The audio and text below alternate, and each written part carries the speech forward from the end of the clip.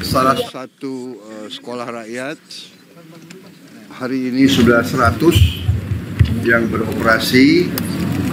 Saya dapat laporan akhir September, 2 minggu lagi, 3 minggu lagi akan jadi 165 sekolah rakyat. Insya Allah Oktober saya diminta meresmikan. Jadi saya tadi melihat, saya kira cukup prestasi Kementerian Sosial, Kementerian Pendidikan Dasar dan Menengah, para guru, wali asrama, semua pihak yang telah bekerja keras. Saya tidak menduga bisa begini cepat. Tahun depan akan kita tambah 100 lagi ya, 100 lagi, terus setiap tahun 100. Sasaran kita 500 sekolah rakyat di titik-titik kantong-kantong rakyat kita yang paling tertinggal, rakyat kita yang paling ekonominya susah. Kalau istilah statistik desil 1 dan 2. Tapi saya sedang juga merencanakan untuk desil 2, 3, 4, dan 5. Ini sedang kita rencanakan ya, supaya semua anak-anak kita harus mengalami pendidikan dengan fasilitas yang bagus. Kita tidak boleh ketinggalan dengan bangsa lain. Itu cita-cita kita. Insya Allah kita akan sampai ke situ. Tapi alhamdulillah sekolah rakyat, jadi anak-anak yang putus sekolah bisa sekolah, anak-anak yang tadinya mungkin merasa rendah diri karena orang tuanya sangat susah hidupnya, kita tarik keluar, kita beri lingkungan yang sebaik-baiknya supaya dia percaya diri dan dia dapat pendidikan yang terbaik yang bisa kita berikan.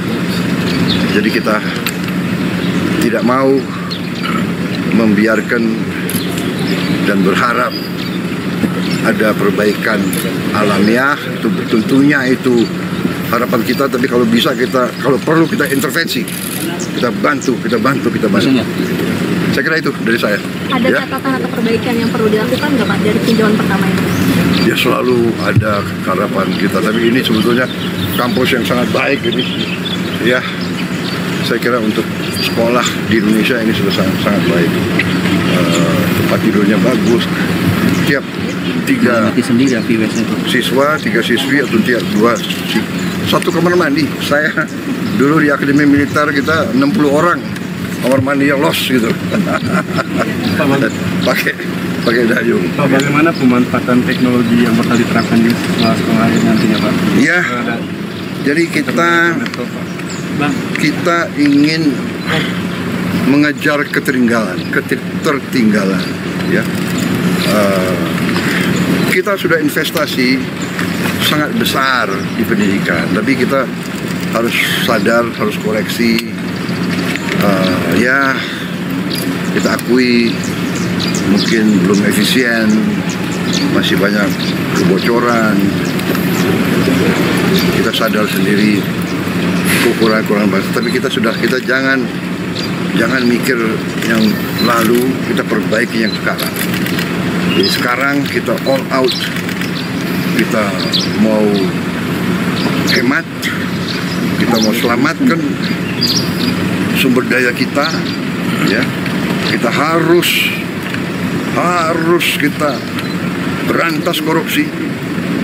Sisa uang yang begitu banyak kita investasi kepada pendidikan. Anak-anak kita adalah masa depan kita. Jadi itu dengan kalau perlu dan tidak kalau perlu kita harus pakai teknologi. Dan sekarang pun kita sudah sebarkan, tapi baru mampu 1 sekolah 1 layar digital pintar, istilahnya smart digital screen, smart television. Baru mampu satu sekolah satu.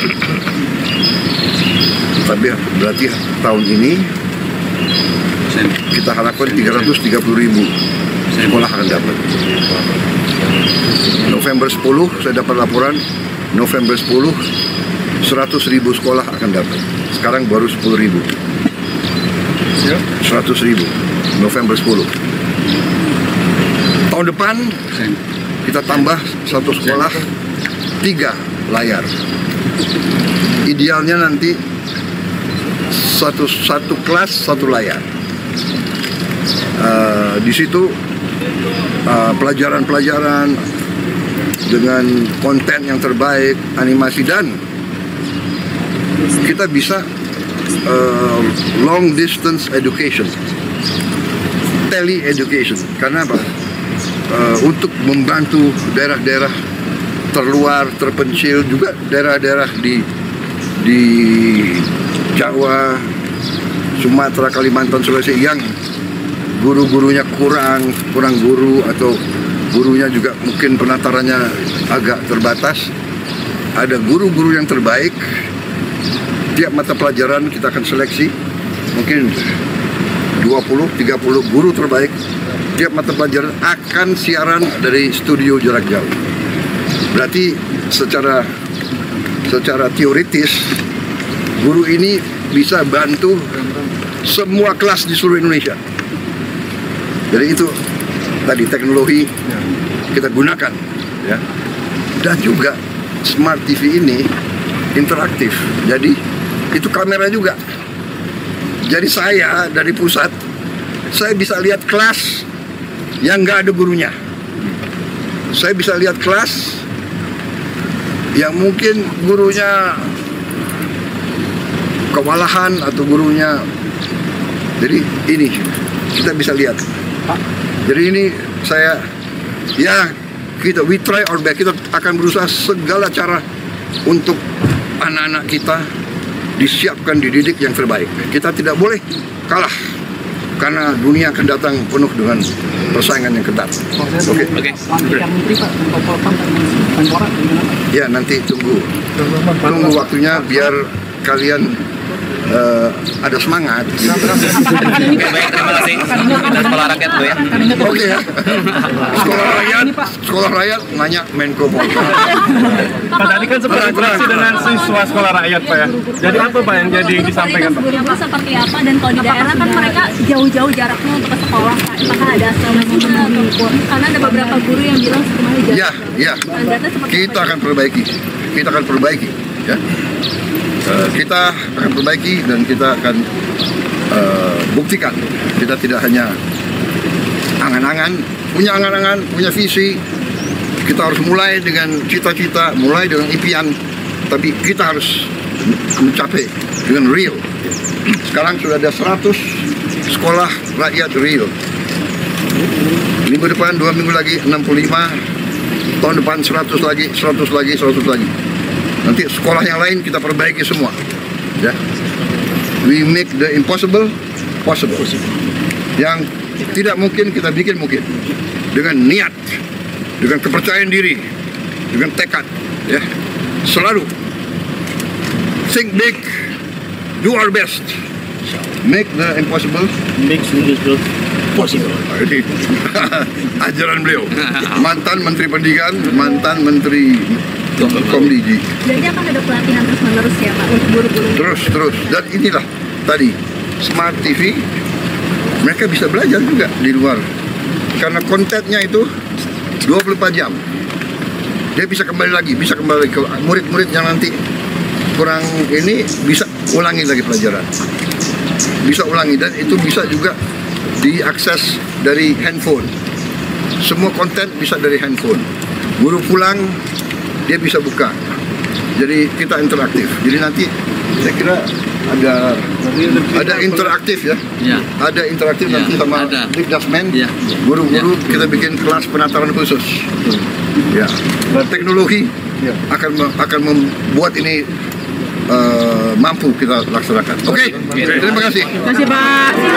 Jadi soal investigasi independen Pak.